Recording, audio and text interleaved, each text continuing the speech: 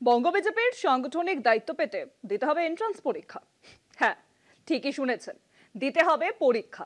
বাছাই পরীক্ষা দিতে হবে দলের কর্মীদের। বিজেপির সাংগঠনিক স্তরে এই কর্মী নিয়োগ প্রক্রিয়া শুরু হয়ে গিয়েছে। যে পদে নিয়োগ হবে তার নাম বিস্তারক।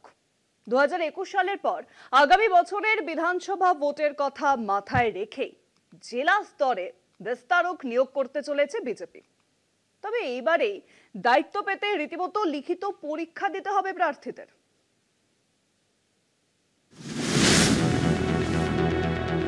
প্রথমে লিখিত পরীক্ষা, পরে গ্রুপ ডিসকাশন ও ব্যক্তিগত ইন্টারভিউয়ের মাধ্যমে বিস্তারক বাছাই করছে রাজ্য বিজেপি।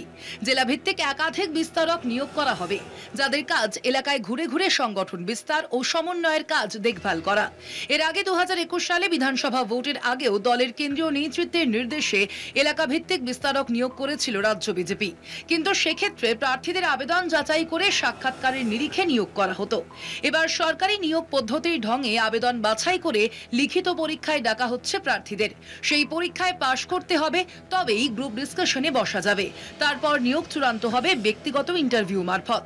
দলীয় সূত্রে খবর, গতবারের চাইতে এবার আবেদনকারীর সংখ্যা অনেক বেশি। ইতিমধ্যেই বিস্তারক হতে চেয়ে 500-র বেশি আবেদন জমা পড়েছে।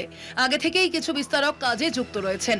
নতুন যাদের নেওয়া হবে তাদের লিখিত পরীক্ষা সহ অন্যান্য পদ্ধতির মধ্য দিয়ে যেতে হবে। এ পর্যন্ত উত্তরবঙ্গ থেকে সর্বাধিক আবেদন জমা পড়েছে। তারপরেই রয়েছে রাঢ়বঙ্গের আবেদন। দলের কেন্দ্রীয় পর্যবেক্ষক সুনীল বনসল এই পরীক্ষা পদ্ধতি চালু করার নির্দেশ দিতেই রাজ্য নেতৃত্ব কাজ শুরু করে দিয়েছেন। সপ্তাহ খানেকের মধ্যেই গোটা প্রক্রিয়া শেষ করার টার্গেট নিয়েছে রাজ্য নেতৃত্ব। কলকাতা টিভি।